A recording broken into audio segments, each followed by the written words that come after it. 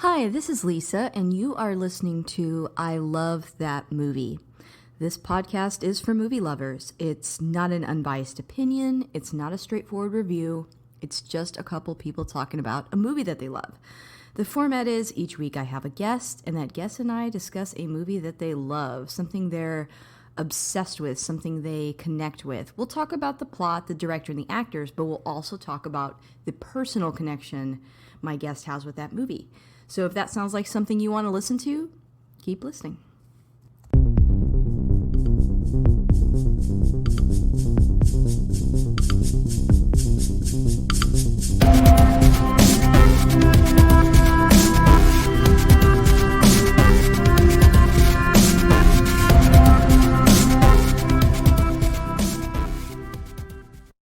Hey, this is Lisa, and if you want to catch up with me on Twitter, you can find me at ILTM Podcast. I'm also on Instagram at I Love That Movie Podcast, and we have a Patreon. The show is always free, but if you want to support us on there, you can. That's at patreon.com/I Love That Movie.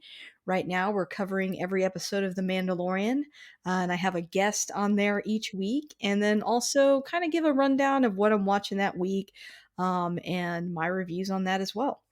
I want to take a moment to thank my top patrons, and they are Chris Balga, Michael Cross, Philip Barker, and Ricardo Alvarez. Thank you all so much for keeping the lights on. And, at the end of this episode, if you like what you heard today, please subscribe and rate the show. It does help new listeners find us. I've got a new guest with me here today on the podcast. I've got Collin Smith. Say hi, Collin. Hi. Hey, and would you mind introducing yourself a little bit to our audience? Yeah, I'm happy to. So I am Collin Smith. I uh, am a lawyer. I'm a father. I am a husband and a movie lover, which is probably the first thing of any of those that I was. I have this vivid memory of my parents taking me to a re-release of Snow White and the Seven Dwarfs, which I have found out would have been when I was 3, but I still Oh, remember it wow. vividly. And ever since then, I've just loved going to movies, loved talking about movies, loved watching movies. Awesome. That's So I, great. I saw Snow White re-released in the theaters too. I remember that happening. that's great. Yeah, it's amazing what what our early influences are. I know. Like, I think the first movie I ever saw in the theaters was Cinderella, and I think it was like 4 or 5 when I saw that. So, yeah, it was also a Disney movie. Hmm. But we're not talking about a Disney movie today. No. My guest always picks the movie. So, what movie did you choose to talk about today? So I chose Before Sunrise, which is the first of the Before trilogy, which are pretty much my favorite movies. I mean, I have lots of favorite movies, but these ones are right up there for me. So, what movies are in the trilogy? So there is Before Sunrise, and then there is Before Sunset, and then the final one is Before Midnight. Oh, so I wasn't aware of this trilogy. This is all brand new for me. So That's we're gonna exciting. dive into our experiences with this, but I've never seen this before. So this is like completely new. And I do want to say before we continue that there will be spoilers. So I do suggest that people go watch this movie first before they listen to our discussion. But if you're still here, I'm going to give a quick synopsis, and it's literally like a sentence. But here it is. A young woman and a man meet on a train in Europe and wind up spending one evening together in Vienna.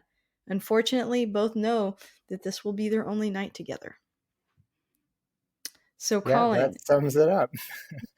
very succinctly, Colin, tell me about your experience with this movie. Like, when did you first see it?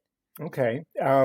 So I know that we can talk a little bit about spoilers, and I will, but I'm going to do my best not to talk about either of the sequels because Okay. I think when you've seen this movie, um, a big part of it is the experience um, of not knowing anything else. So I'm gonna Yeah. try to avoid that. So I saw this movie when it first came out, and in cinema. So I went to the cinema and I saw this movie with some friends.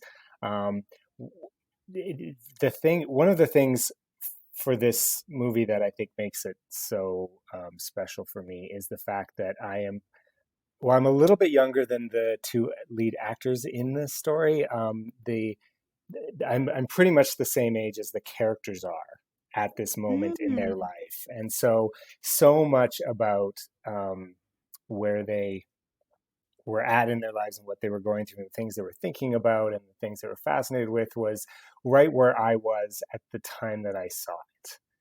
Oh, And I love when so that happens. yeah, and so I think that really shaped a lot of my love for this movie. I mean, there was a handful of other sort of Gen X movies at that time, the mid '90s, that were sort of coming out. The uh, what are they're forgettable, so I've now forgot them. But this one I It's was talking about, okay. I guess movies like Singles or Reality Bites, things like Yeah, that. And but this one really resonated for me in terms of just the. I think I've always been drawn to talkie movies where me characters too. converse a lot. Yeah, and so I this one just really resonated for me, and I think there was just something about the the kind of romance that was going on that really drew me in. And also, I love Europe, and even though Vienna is a city I haven't visited, but I just love the idea of, and I've had the experience of getting lost in other European cities that I love. I love wandering them and exploring, and so just everything about this movie resonated for me. Yeah, I think when you compare this to other 90s movies, so this came out in 1995, and you mentioned like Reality Bites. It's got that like, sort of coming of age a little later than like older movies showed. It's like 20 is the new teenager, right? It's like they're Right? they're growing up and they're realizing life isn't how they thought it was. It's a little bit misanthropic, but I think this movie has maybe a sunnier view of that than some of the other movies. Like I felt like even though there's some dark points in the movie or times that they talk about serious or sad stuff, it feels more like raw honesty, but it's not like depressing. Whereas I feel like some 90s coming of age stuff was like they leaned really hard into like, life's not how I thought it was going to be. Yeah, yeah, I think you're right. I think there's a theme in this movie of both of the characters with their fears, their frustrations, their irritations, their disappointments, but yet still believing in something, right? Like I think Yeah. Jesse, for example, tries to be cynical about a lot of things, whether it's the fortune teller or the poet or whatever. Um, but I think that he's still, sort of searching for that, for that spirit of hope or love or connection. And Mhm. so, and definitely Celine as well has, she's, I think, even more open to it. So I think you're right on when you say that. Yeah. Well, I'm going to cut into a couple of quick facts. Great. And I've just got a few for this movie, but the first one that I have is that the idea of the movie came from a night that Richard Linklater spent walking around Philadelphia with Amy, a woman he had met. Contrary to the movie, they stayed in touch for a while until contact was lost. Linklater never heard from her again, not even when he became a director and before Sunrise was released. It was not until 2010 that he found out that Amy had died in a traffic accident before the release of the first film of the trilogy. Yeah, I heard that story, and yeah, it's beautiful. It's tragic and sad, and Mhm. it's interesting how as artists, people are inspired by these moments in their lives. Earlier, when you were talking about, getting lost in Europe and loving Europe, I visited Europe a few times. I've been to Vienna, although it was for work, so it was kind of like Hmm. I was there for like 2 or 3 days after, and I had fun, but it wasn't. It definitely didn't get to like see a whole lot. But I right away was like, "Oh yay, like I like where this takes place." And I agree with you, the pacing of the film and like all the things that they get into, it reminds me a lot of when I've been over there with people and, instead of, doing the structured like we're going to go on this tour, we're going to do this and then we're going to do that. When you start just kind of wandering around it felt very authentic to what that feeling feels like. Yeah, I definitely think so. I think The other thing that feels authentic is that sort of idea of fleeting connection, that these people are Mhm. meeting in this one limited period of time, and you know whether it's likely or not that they would ever be able to connect again. They have that moment and that connection, and we always, so much romance in movies is around, and media in general is around happily ever after, and this is about just sort of living in this one evening, this one night, and there's just Yeah, something really magical about that. and appreciating that moment, because I do think I agree, like, we're quick to put labels on things. Do I have a future with this person? And I think people get so caught up in that, it's like they forget to enjoy someone else's company.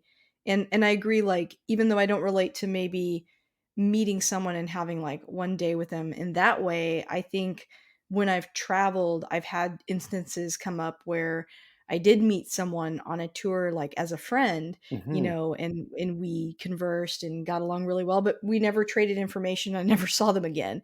But they Right. were still like really fun, quick interactions. And the world that we're in right now with the pandemic and like less travel and all that, I'm like, man, I'm really kind of missing that Yeah. feeling of meeting someone and connecting with them, even when it's just for a short amount of time. I was thinking the same thing when I was rewatching this for this. How much I'm missing travel right now because I do love it, and just the opportunity to be in somewhere new and to meet new people, and just missing all of that with everything that's going on right now. Yeah, and how it can be kind of fun. I've heard people say that haven't traveled a lot. They're like, "Oh, well, everything's so different over there," or I'm worried I won't get along with people over there. I mean, I feel like we get a little spoiled in America with that thought. Like we're like, "Oh, well, we don't want to be the fish out of water kind of thing." But Mm. there's something really fun about being an outsider sometimes. And, Yeah. in the movie they overhear so many conversations and they on purpose don't translate them. Yes. And that feels so real. There's so many times I eavesdropped on someone and had no idea what they were saying, or people watched or whatever. And like it's okay sometimes to just sort of be quiet and take in a moment. And I thought this movie captured that really well. I love that they're both outsiders in this spot. Neither of them belong there. Hmm. Neither of them are really connected to that place, and but yet they're neither of them are from. They're not from the same place either. So they have Right. that dimension both between them and the location that they're in. That I think just allows the that moment to exist for them. Like if one of them had been in their home, it might have been a different sort of feeling, right? If one of them was more Right. connected, or if they were both you know from the same place, or knew each other before, and then that would have been a different story. So I like the way that that all plays together. Totally, and it kinda leads into my next fact, actually. Didn't do that Okay. on purpose, but it's a great segue. Richard Linklater left out the subtitles in the opening sequence, which I noticed. I was like, "Should I turn them on?" And then I was like, "You know what? This feels intentional," so I didn't. The couple on the train is actually arguing in German. The man is reading his newspaper about how 70,000 women are addicted to alcohol, and the script translates the squabble as, "You're one of them," he says to the wife, and she volleys back saying, "He's the alcoholic." "I have a reason to do it. I'm married to you," he retorts. I did not know that. That's interesting. I always felt it was appropriate that we didn't know what they were arguing about, because that wasn't what that scene was about, right? Mhm. But it is interesting just to find out after all this time what was being said. You get the feeling, and they touch on it in the movie, there's something about, like, younger people watching an older couple argue, Mm. and, that I think there's always that thing pointed out of like, "Oh, man, that's what we're gonna end up being," which he kinda talks about later. And they talk about a lot in the movie as you get to know somebody, how that relationship changes and stuff like that. But I've noticed they use that kind of in movies a lot. But I agree with you, like not knowing what they're saying, you know, doesn't matter because what it does is it forces a connection between the two of them. And there's that moment of like, ooh, they're really going at it. Yeah. And that's so relatable. Like we've all been in an awkward situation where, Hmm. someone is publicly arguing and we're not really listening to what they're saying anyway. So Right. the fact that it's in another language just makes that even easier, I think, in that Yeah. scene. Yeah, I agree. I also think that it speaks to them as, at being at that stage in life, that early 20s, and seeing this older couple and sort of the pessimism that maybe Mhm. is fueling some of where they're both at with what's been Yeah. going on in their lives, and then this opportunity that comes up for them that might challenge some of that pessimism. Yes, so true, so true. The last thing that I had was that most of the script was rewritten by Julie Delpy and Ethan Hawke. Delpy later expressed frustration that they were unaccredited for their work. Yes, I did hear that. My understanding is that they did rewrite and improvise a lot of the dialogue, and it does feel like I felt when I was watching it. I always feel like the dialogue feels very natural, and that there's sometimes when it's Mhm. flowing so good and the rhythm's just there, and other times when it's just a little off and awkward, and maybe people don't know what to say, or a conversation just sort of trails off, which just feels so real life. Yes, there's a couple times, especially because, this did come out in the 90s, and I'm thinking about, um, I think, like, the dynamic in relationships specifically between, like, men and women at the time. I think there's sometimes where Ethan Hawke's character says things that she's like, Yeah, yeah. and she vocalizes it. She's like, "I don't really enjoy this conversation." Yep, yep. Um, I really related to that part. I think it was one of those things. It's like, "Hey, this is a big can of worms, and we'll be here all night." And I frankly don't wanna do that. And in some ways I was like, "Ah, that's awkward now," like, but at the same time, it's real. It's real for Yeah. 1995, certainly, and it's real for young people to just I don't know, it's like when you're in your 20s, and I feel bad if you're in your 20s and you're listening to this, like, take everything I say with a grain of salt.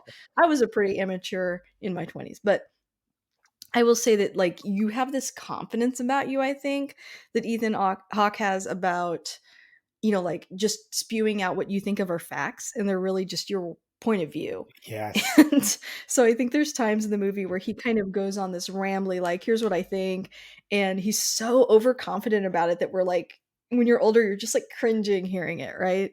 A little Yes. bit. Totally. I mean, I think there's a lot of that. I actually remember noticing this was one of the first films I can remember sort of seeing where the female character's agency was really emphasized. Like when they Mhm. do finally kiss, she sort of is the one that is nudging it forward. And he's kind of waiting for her to take the lead. And there's sort of a few moments like that. And so much in our classic movies, there's this sort of romanticization of the idea of the man sort of pushing himself onto the woman and then her surrendering. And this Mhm. the first times in a film that I remember seeing. I'm sure there was others, but one of the first times where I really felt like her choice, like whether it's her choosing to step out. There's that hesitation moment where she's about to step off the train, where I feel like she's really making this choice for herself, and then again Mhm. on the Ferris wheel. And I really appreciated that, especially as a young man watching this movie at the time and seeing a different kind of romance sort of put forward than we're sort of used to seeing in romantic movies. I wondered at some points if I think there's a perception that, like, Americans have of women in Europe being, like, different too. Mm, And I wondered if, like, he was treating her a little bit different because he didn't know where all her, like, boundaries and her conventions and, her worldview was. So he was, like, extra, like, "I've really gotta see where this goes too." right. I like the. I think there's a little bit of that for sure. I think there's a bit of that. I also think there's a bit of the part where they're talking about her feeling like an old soul and him feeling like a young boy. And Mhm. there's a little bit of that too, where I think he's feeling just out of his depth. Like he puts on this Yeah. great show, but in some ways, I think he's feeling out of his depth. But that he's liking that. I think he likes being sort of exposed to something maybe different than he's used to, something maybe a bit more mature than he's ready for, especially after maybe the relationship that he just got out of. I agree. I feel like their relationship in this one, while it's romantic and while they're certainly attractive people, they're attracted to each other, but it's that like intellectual and emotional connection that really Mhm. drives them, and I think it's something new for both of them, really. I don't think either one of them have met someone before that they connected with on that level. Yeah, exactly. And I think it's probably true for her as well. I mean, the movie's told from like Linklater. Linklater's the director, so it's probably a bit more leaning on to it's telling the movie from Jesse's point of view. Mhm. But I think she's probably feeling something similar too, in that he's not what she's used to in terms of the kind of people she's been with in the past. And this is somebody that is bringing a different perspective to her that she might be fascinated in as well. So I think they both have a little bit of that sort of not knowing, um, not recognizing this in terms of their past relationships. This is something a bit different. Yeah, absolutely. And Linklater, he directed Waking Life, Boyhood, A Mhm. Scanner Darkly. Are you familiar with his other works as well? So it's interesting. I'm actually not a big fan of most of his other films, but these Mm, movies, for some reason, really resonate for me. I don't dislike any of the movies. That's none of them have resonated in the same way. But I yeah, they actually seem have, different. yes, but I have a bit of a fun fact in terms of Waking Life. The characters, these two characters appear in a scene together in Waking Life, Interesting. that is presented as if it's a dream sequence in a way, but the two of them are in bed together having a conversation, which is fascinating. Um, and then the I think one of the um, things about Linklater that is interesting is the way that he plays with time. So with like these movies are a bit of a signature for him because of that in terms of the way the trilogy has played out, but also the way he filmed Boyhood, which of course is one of his critically most acclaimed films. Mhm. Um, just his playing with time and in terms of how you even make these movies over long periods of time, right? So it's Yeah, I interesting can't to, imagine. yeah. It's so ambitious. It's shocking that he was able to pull it off, and Yes, everyone was able to be in it. Yeah, that alone is amazing. yes, definitely. So let's talk about some of your favorite scenes in this movie. We've kind of already dipped our toe into some of the scenes, but why don't you tell us about some of your favorites from the film? So I think like a lot of your guests, it's hard for me to pick just one because I love the whole film, right? Mhm. So much of it has has sort of resonance for me. Um, the I sort of there's a lot of sort of little moments that I enjoy. There's a lot of like there's the milkshake poem, which every time that part comes up, I gush a little bit. I love that moment, and I end up getting sort of sappy about that. Um, I like that there's so that moment where she complains. This was in 1995. Now we're sort of used to hearing women complain about being told to smile, but this is like way back then. Celine has this moment where she, talks about how frustrating it is to be told to smile. And I just, that moment again is one of those moments where I see her like, there's just so much I appreciate about these two characters. I always sort of joke with friends. I am a bisexual man, and there was something about both of these characters that I saw in them that I was attracted to, and then also things that I was, you know, maybe not as attracted to. And I think that's what, but I think that that's one of the things about the movie that that also was special for me is just how much I adore watching these two and what I see in them and like how much I would have, sort of love being in that moment with them of this, this one night. Um, Yeah, I mean, I think they're complicated for how short of a time we get to know them, and they're so honest with each other that it's like we see really good sides in them and bad sides too in some ways. yes, yeah. I really love the scene in the record store. I think there's a part Yes. of it for me too. Again, there's that moment in my life when I was really starting to explore sort of folk music and getting into this sort of phase of my life as young Gen X guy that so that when they're in that record store, I mean, I can think of all the like old record stores that I would like come across and you rummage through and you know sort of the music I would discover. But then they have that moment in the listening booth that is just the tensions there, and you can feel all of the energy and the anticipation and everything. I just love that moment. Yeah, I think what really complicates the film, and what makes that scene so intense is that they don't have a hotel room. I mean, they established that early on. Right. So it's kind of like it's a real will they, won't they kind of thing, the whole movie, because I mean And they they don't don't even have tell that us. to run to. We don't really know. I mean, different people have different theories Mhm. about whether they will or they won't, or whether they did or they didn't.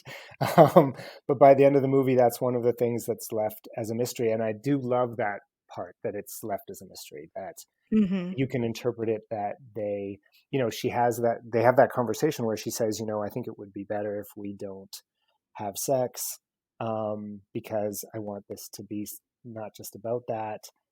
But then later you see them walking and their clothes are different, as if they had, you know, moved their clothes around.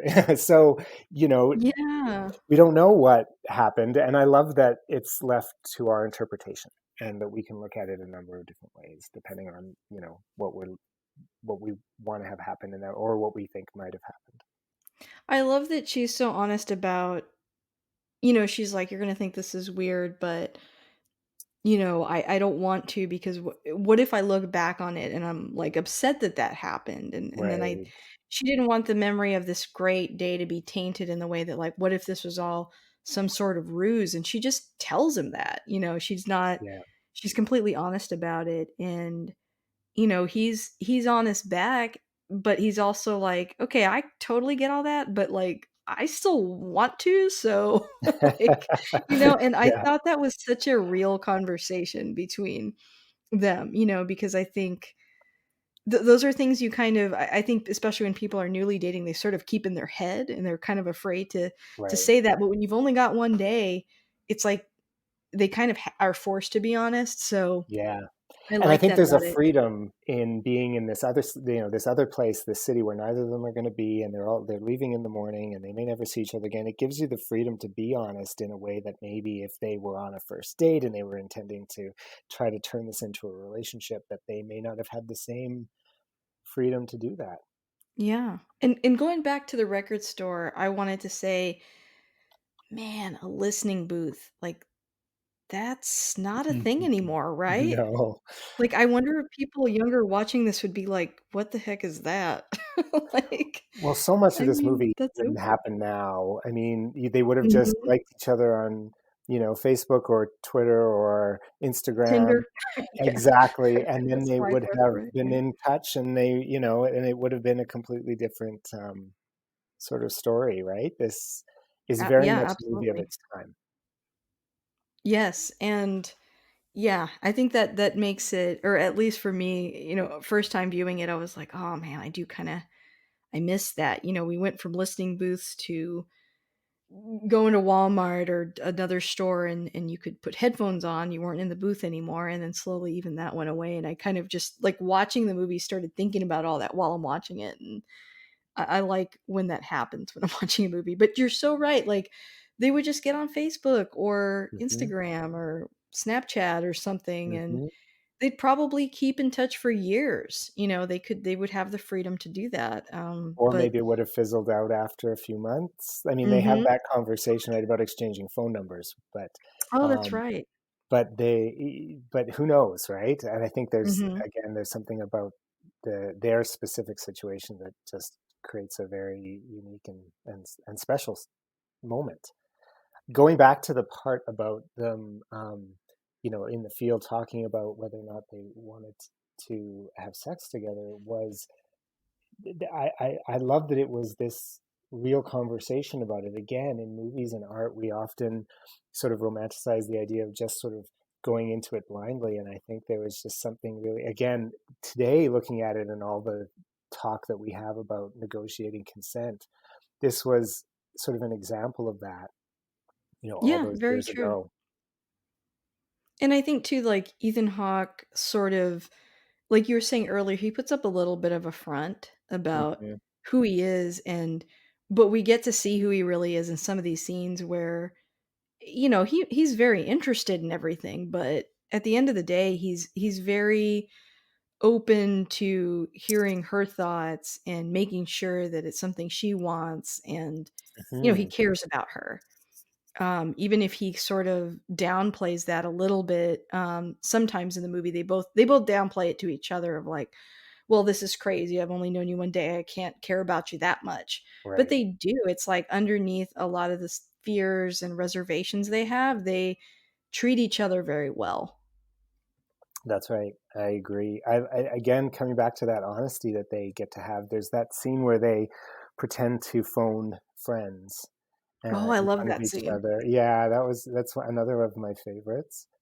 She is, you know, confessing to him that she chose to sit next to him, right? Like she used that moment of escaping that uncomfortable argument, and she sees this guy and she chooses to sit down to him. Again, that's a fact that most of us probably would have kept in our heads, but she Yes. throws it out there and tells him the things that made her, want to get off the train with him. And he does similar thing in terms of telling her, and in a way that feels, I mean, in some ways it is a bit performative, flirty, but at the other times you feel like they are being sincere with each other, and I really appreciate that aspect of it. Well, yeah, like when you're in a new relationship, you don't know what the other person's thinking at all. And all your cards are sort of kept close to your chest because you're nervous about being vulnerable, about being wrong, about, scaring someone away. And they don't have that. So they're just kind of like, let's play this out. And you're like, man, I wish I could have done that, in certain points in my life. Like it is like a really fun moment. Yes, yeah. That, and I love when he convinces the barman to give him a bottle of wine, saying he will pay him back. I always imagined that he did, that he probably sent a check to that location, when he got back to the U.S. But I, I love that. It's just the optimism in that, like he's going to go in there Mhm. and he's going to, convince this guy to give him a bottle of wine for free. Yeah, that's very true, and the guy's just kind of I guess he just liked him, he just trusted him and just gave it to Yeah, him, and that feels so impossible, but so possible at the same time. that's right. Yeah. Yeah. I mean, the whole thing feels a bit disconnected from reality. I mean, they're they're just on a train. They are, um, in some ways, it feels like a waking dream, right? Mhm. It's overnight when the world is sleeping. They're um, they're doing something sort of unexpected and impromptu, and it's in some ways you could imagine it just a fantasy that that you have of meeting someone and wandering around a beautiful city and just and falling in love. It almost has a sense of hyper reality to it. I agree. I really like there's a couple parts that I really like. I like that conversation they have with those 2 guys at the beginning, when they first get to Vienna and they have that awkward conversation with them, like, "What should we do in the city?" Which is always, like, so weird, it's hard to Yes, ask someone that. It's weird when someone asks you. It's yes. like honestly, it's an exchange I'd never look forward to, and if somebody does that around me, I'm like, "No, don't."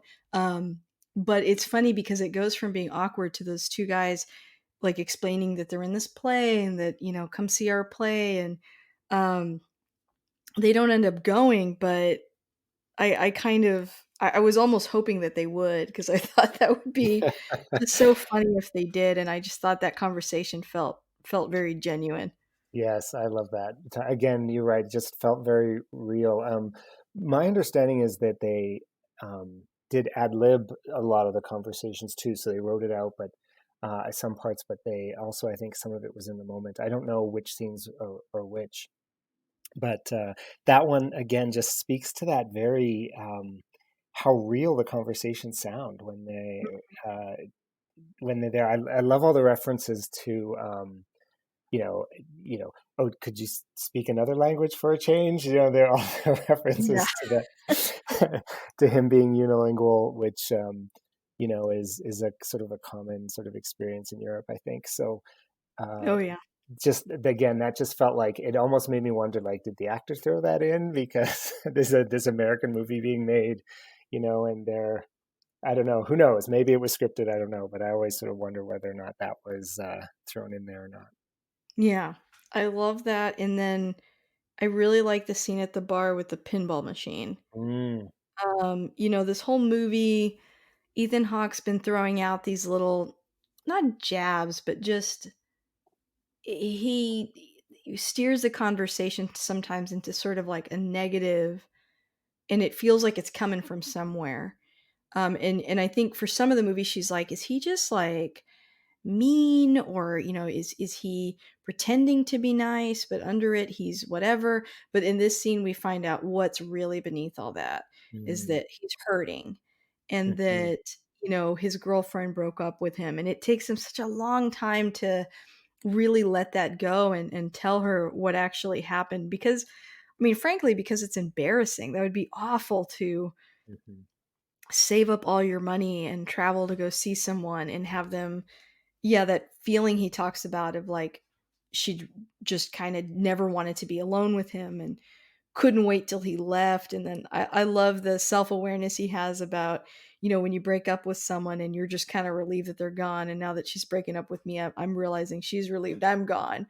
mhm. Um, and how much that hurts. And yeah, it really, I think it takes their relationship to the next level when he finally is that honest with her. Yes, yeah, that is a great scene. I also love her story about her story. I love Mhm. the way she talks about having written this story and the way she was, um, and the reactions in this case the psychologist had to it. That was just so Yeah. reactionary, and the way she sort of laughs it off, and you have this moment where you realize that maybe she has some dark feelings too, right? That she's Mm. hopeful, and has this these desires for being, for how she wants to be in the world and affect the world, and then but she also has some ways of expressing yourself that are darker too. And I think that again just feels so human, because we all have things where we think about darker things, or more optimistic things, and so her putting that out there also makes you connect with her, I think.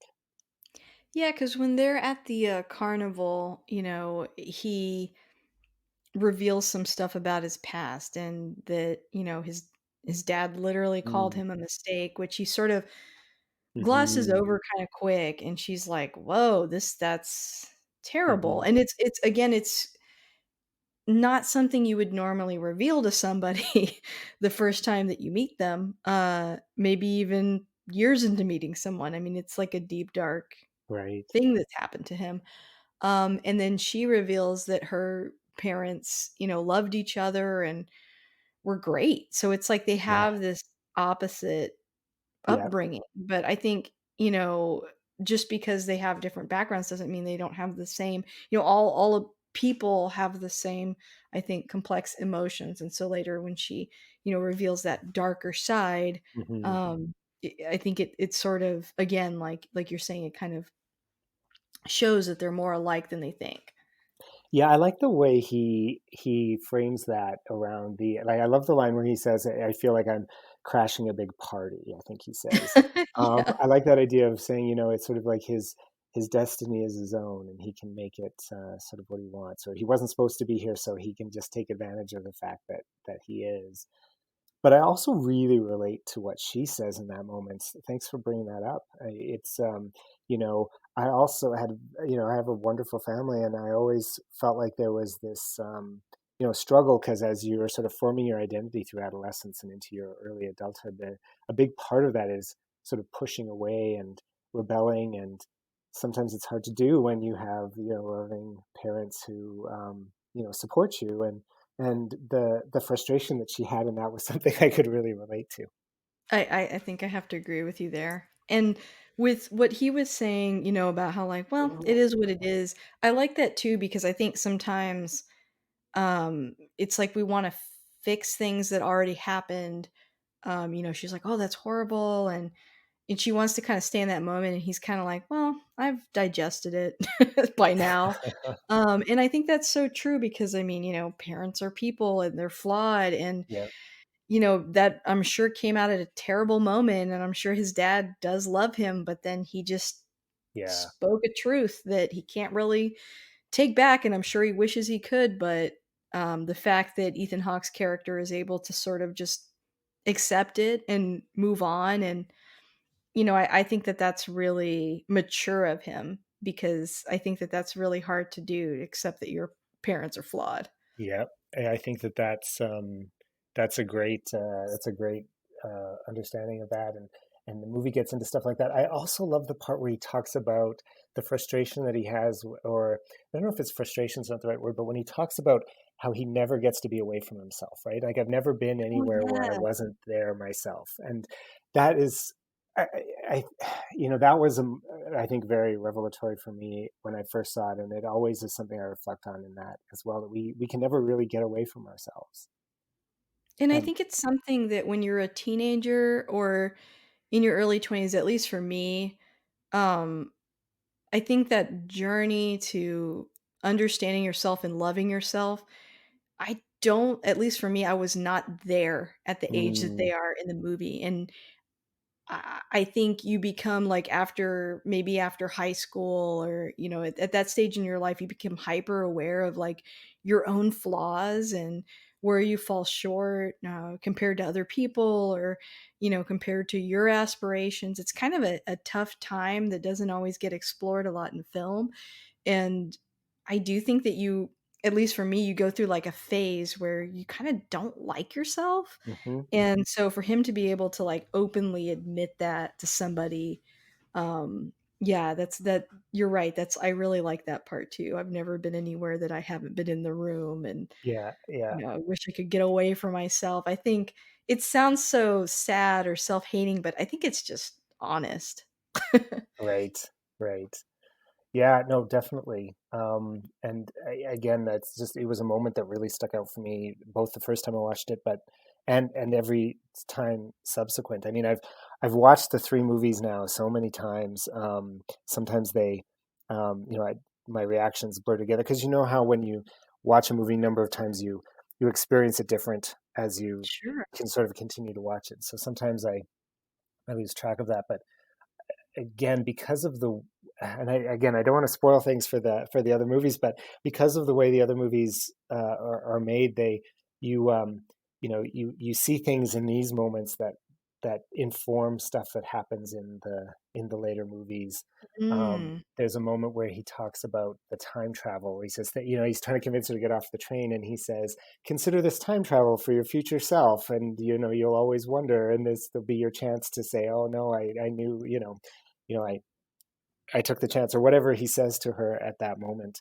And again, seeing these characters later in their lives, there's moments in this film that resonate even more after having seen Mm. them later in their lives as well. So that's a fascinating piece. Yeah, I have to see the other two now. Yeah, and again, I don't want to say too much because I don't want to spoil them, but they do make the experience of watching this one richer. But one of the things that I do love about this film is the way that it exists, even just on its own.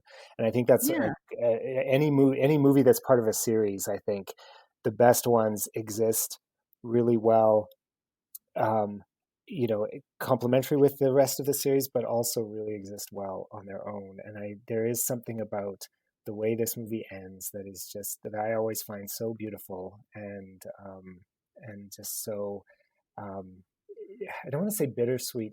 There's a real sense of just satisfaction and awe at the end of the movie for me every time I see it when we're left in that moment. The sequel wasn't made for 9 years after this one, so there was 9 years of time when this movie existed on its own, and you know, whatever happens afterwards was never known, right?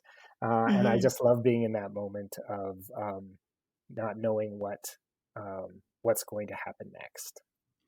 I think it can't be too bittersweet because no matter what a connection they haven't had time in their relationship for it to be bittersweet, Mm. which is a really interesting space to exist in, not something that we ever really get to Mm. see. Good point. Good point. And I think that there's also just something beautiful about the idea that even if it was just that one night, that would be okay too, right? Yeah. Like that they had a really nice connection, and that it wasn't bad, it wasn't painful, it wasn't it wasn't toxic for them. It was this moment where they had real connection, and if that's all that it was ever going to be, that's good. And so there's a real sort of like, I love watching her sit on the train at the end of the movie as it fades out. She just has just such a richness in her face during that part. I think as she's Mhm. just sort of letting the feelings of the night wash over her. Yeah, I agree, and it's like a lot of times when we see relationships represented on film and they end, it almost always has to be like a, "Oh, isn't this horrible?" And, one person's the bad guy, and it's like this awful thing they have to get over. And this is sort of like, sometimes relationships just end, Yeah, and that's not a bad thing. that's right. Um, it's just kind of like, well, that it ran its course, and okay, like I'm happy to have known that person and thankful for the time we had together. And I think that is not, I think people are almost like not afraid, but maybe a lot of writers, directors, creators, it's like, oh, the stakes kind of aren't high enough if we don't do that. But Mm, I think this movie proves that, there is room for that. right. I have so many mixed emotions as I'm watching them negotiate there's a scene on the boat where they're talking about, okay, well, let's make this just about tonight. Like, we know it's not going to work out if we try to exchange phone numbers, blah, blah, blah. And then them both sort of having a, like, you can tell on their faces, they're not 100% sure how they feel about that, but they convince themselves that that's what they should do. And then when they're saying goodbye and they're getting on, and she's about to get on the train, and they're realizing, no, I don't want to do that, and all of those emotions come gushing out, and it's very sort of young person love moment, and Mhm. they're caught up in all of that. But then again, you see them moments later, and they're now, they've gone their separate ways, and they're settling into it, and maybe it's okay again. Like, I just feel like there's so much going on in each one of those moments, because it's not as simple as, yes, they should fall in love and be together forever, or no, they should never see each other again, right? Like, it all exists in a space between that somewhere, and there's a tension in that I just adore. Yeah, and I think in real life, when it comes to relationships, it doesn't have to be so extreme, but we've kind of made it that way, and this movie Right. kind of shows how it really doesn't have to be. Right. Of course, we're gonna have complicated emotions because we're human, but in the grand scheme of their entire life, is it that important in that second if they make that decision then? It's really not. So it's like kind of Hmm. interesting in that way. Right.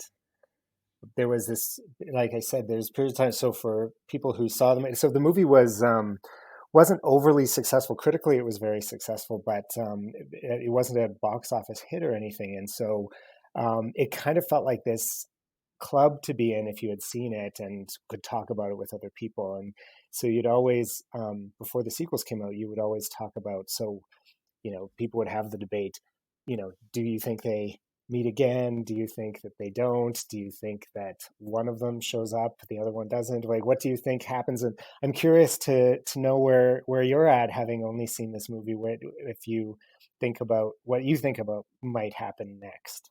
Mm. I guess because there's a sequel and stuff, the answer I is know it kind yeah. of ruins it. But on another level, I really think it could go either way Mm, because, I've had friends that have met people when they were traveling or when they lived somewhere for a little while, and it kind of lasts for a little while and then it sort of fizzles out. I think it's extremely rare that it would work out, I guess, is Hmm. my honest opinion. Yeah. Because even though they had so much connection on that day, I think, um, he mentions earlier that like long distance never works out, which is an exaggeration, but it's not entirely untrue. I think Hmm. um, distance, makes it really difficult. The fact that they're from two different countries and they don't really have a connection other than they met this one day, I think, you know, their friends and family would be like, I'd let this go." And I feel like maybe I'm a little bit too much of a realist or, not romantic enough, but I would be Right. like, that probably wouldn't work out." What were your thoughts back then? You know what? I would go back and forth on different things. Sometimes I think I wish that they would run into each other again. Sometimes I wish that they would have met that, and to see that, that I had, I imagine different scenarios. Maybe they met as they agreed to, but they didn't have the same connection again, which I thought could have been a really interesting story, right? Mhm. I also Yeah, like 'cause the I mean, that idea of could them. Yeah, yeah. I also thought about them, not running into each other. I again, I won't spoil it. The second movie, I love all three movies, but the second one is probably my all time favorite of the three, um, and just sort of um, it's not what I would have guessed, which I liked about it. But I sort happen. of like the not knowing part. Like I love being at this moment in the series and just not knowing and just having that possibilities, right? That Yeah, maybe. it's a relatable experience, Yeah. when you're new into a relationship, you don't know where it's gonna go, and in some ways, that's really scary, but in other ways, especially at the very beginning, because I mean, the stakes are low at this point, you've just met them, it's kind of exciting, so we don't really get to see that represented on film a lot. I keep saying that in this interview, but it's true, like, we Mhm. don't get to feel that energy of like, "Hey, this is brand new, and we don't know where it's gonna go," and that's a little bit fun. Right. Yeah, exactly. And I think a lot of it is colored too by when you see the movie. So, like I said, I was the age of the characters when I first saw it. So I'll always have that kind of like early 20s thing happening for me when I react to this movie because of that's how I first saw it. And then the same thing sort of happens with each of the sequels. I'm always the same age as the characters. I'm always at the same point in my life as they are. And so many of the issues that they're dealing with are so relatable for me. Um, uh, when that happened, when I with what they're going through. So I think there was a part of me that was probably more romantic, maybe not more romantic, but just in a different way, right? But had a different sense of romance, and so maybe there was a part of me that hoped they might meet again. But Yeah, well, I like that. It's optimistic and it's certainly, more, like you said, romantic and probably more interesting than meh, they didn't. but again, though, I think I can actually relate to that. Like in my past, I've had situations where I've met someone and maybe had sort of intense feelings for them, in a brief period of time, and then not, sort of been able to reconnect with them for whatever reason. And so, there's something beautiful about that too, that they remain this, beautiful memory and this time, like you said, like it it was something that you are glad you had the experience of, even if you've now moved on and lived a different life and done different things and met other new wonderful people, right? Maybe people that did stick more for you, but that still doesn't take away from the fact that that night was special or that connection was special in its moment. So there's something very romantic about that idea too, and then not seeing Mhm. each other again. I love the way that the film at the end revisits so many of the locations where they went all empty now. Like there's this, he shoots each one of those spaces again in the daylight, and now they're empty. And it's interesting. It could have been that they were bustling with, the city life at the time, but he doesn't choose to do that. He chooses to show us the spots just existing on their own without anyone in them, and I always find that quite an emotional way to end the film.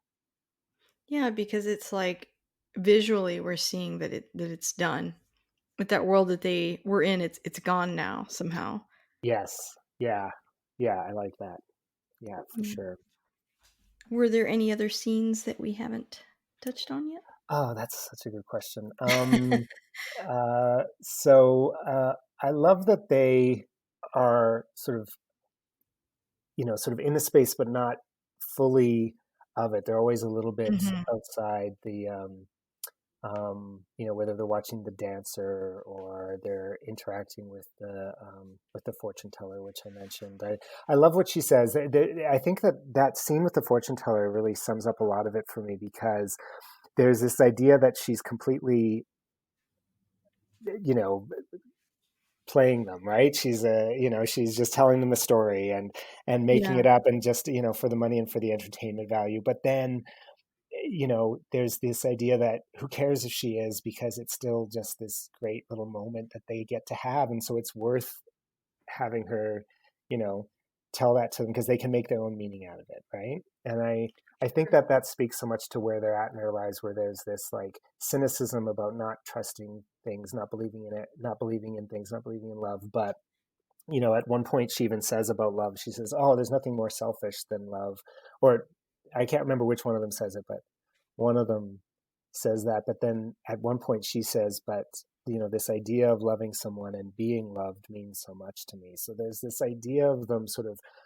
pushing it away, but wanting it at the same time, and trying to find a way that they can authentically seek out all those things that they've been told all their lives they should have. They Mhm. want that, but they want to find it in an authentic way, and I really respond to that. Um, Yeah. yeah. So, but I mean, I could.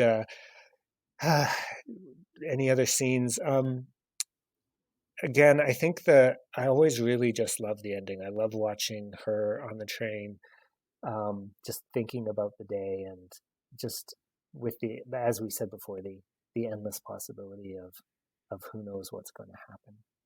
Yeah, completely agree. And when you're talking about the scene with the dancer and the fortune teller and how they're in the scene but they're not completely a part of it. I like the way that the camera sometimes too is like off to the side, like you're Mm-hmm, watching them watching something. mm-hmm, That also helps create, I think, distance in those scenes. It's really effective. mm-hmm. Yes, Well, if we're done with the scenes, then let me ask you a couple of quick questions. sure. My last couple of questions for you. Number one, if you could sum up what you've been talking about, why do you think you love this movie? Why do you think you keep revisiting it?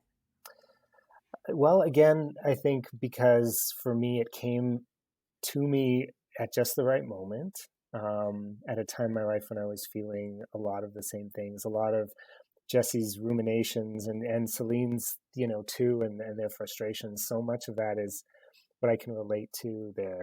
The way she, the way they're interested in art and literature, and I was just, sort of at that age where I was really trying to expose myself to those, to new ideas and new ways of understanding the world, maybe things beyond what the child and teen me had sort of understood the world. And so all of that sort of came at the right time. And then again, now sort of as a person who's older than that age, looking back on that time in my life and appreciating it, as you said, both from a cringe part. Sometimes you think, oh, I used to say that, or I used to do that. I can't believe it, how embarrassing.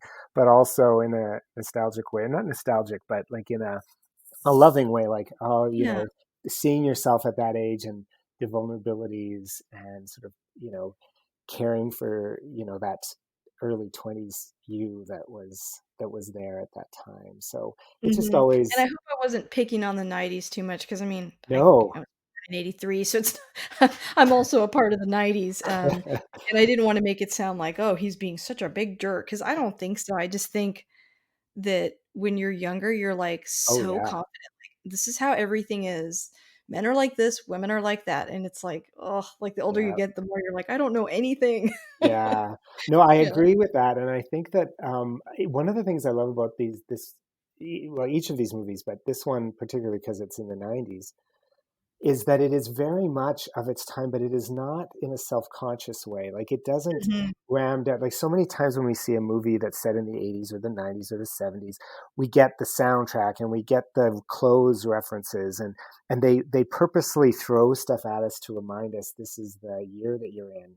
And this film Mhm. doesn't do any of that. It just exists in its time, very much It feels like summing it's it up. closer to what the '90s were like than, like, Yes. when you see something like, and this isn't a criticism, but, like, say, a Kevin Smith movie or something, it's like, "Oh, man, that's so '90s." It's like, well, it's a hyper, you know, Yeah. uh, dramatized version of how people felt at that time, but not Right. necessarily how people actually acted or things that they would truly say out loud, you know what I mean? Whereas Right. this, like, has that little, '90s edge and ideology that people were feeling, experiencing, believing at the time, but it's more subtle because That's we right. I think in reality, we were probably a little bit more subtle with all those ideas. Yeah, I think that's exactly right. Yeah. Well, so how do you pitch this to someone that hasn't seen it before? Oh, well, I mean, the summation that you read is a good one. I mean, I think it's an intriguing idea, right? So sometimes I'll Mhm. just tell people, oh, it's this, this guy on a train. He's a early in his early 20s. He meets a girl and he convinces her to get off the train and walk around the city together. And often that's enough to get somebody interested and curious. But if I know the person better, or maybe they maybe have more movie knowledge, or really into cinema, or whatever, I'll talk a little bit more about the way that it's about two strangers connecting and finding connection in a unique way, um, and often again that for me that's what sells it to me more than just the premise, but Mhm. yeah. I think, we haven't talked about the casting a whole lot, but I wanted to Mm, say that Ethan Hawke has this quality to him where, he's been in some really big things, but he also does a lot of these sort of like indie movies. mm, And I think part of what makes him so successful at that is he's so incredibly recognizable and so famous, but very accessible when he plays characters. Like, when I watch this, it's not like watching, like, Ben Affleck be this character, right. or, somebody on that level. So I think, I have to give a lot of credit to him too, that he's able to kinda pull that vibe off that he has in the movie. Like, it's not shocking that he would be cast in something like this, but he is very good at it. Well, I think I read, and I hope I don't have this wrong, but I think I read that Linklater originally didn't want to cast him. And but then he saw him in a stage production of something that convinced him that he'd be right Oh. for the part. That I think maybe the screen persona of Ethan Hawke wasn't what he was looking for, but Ooh. he saw something else in him on stage. So maybe and again, I hope I'm not making that up, but I'm going by memory of something I read a long time ago. I like that because I mean, it also helps. Maybe he wasn't thinking about it this way, but it does help, sell the movie a little bit to have it in it. But yeah, I think, I like what you said. I think, my pitch for this is it's a romantic movie that's a little different from the other movies like it. I've expressed on the show that my strongest genre is not romance. It never has been. But I like these kind of films that sort of, as we've been talking about this whole time, exist in a different space than a lot of the romantic movies that we're used to. And I think Right. if there's certain tropes or things that you don't like in those movies, that's probably going to make you like this one even more. Well, I think if that's true for you, then I think that you'll enjoy the other movies in the series as well. Okay, good. Yeah, I think there's a part of me that it used to be so cynical that it was hard for me to enjoy a movie that was, quote unquote romantic unless it was like Eternal Sunshine. But now it's like that's so extreme. And I like that this one isn't that and that it's like still romantic, just in a different way. And so, yeah, I Right. do look forward to seeing those other movies too. Great. Well, maybe I can come back and we can talk about Yes, them. absolutely. You should definitely come back. I would love that. Yeah, and Colin, where can people find you? Okay, well, I'm not that prolific out in the world. I do see a lot of movies and write about my comments on them just to get mostly just to get them off my own chest. And I guess the you can uh, find me at you can find probably on Instagram would be the best place to find that, where I'm at B Collin Smith. So that's BCOLLINSMITH. On Twitter, I'm also there, but then I have a lot of my progressive politics on there, so one might be a little less enjoyable. But it is at Raptor Collin, RAPTORCOLLIN on Twitter, and I post a lot of my musings on that as well. So that's where you can find me. Great. Well, thank you again. This was so enjoyable to talk about and definitely want to have you back. Thanks so much. Thank you so much. I had a wonderful time.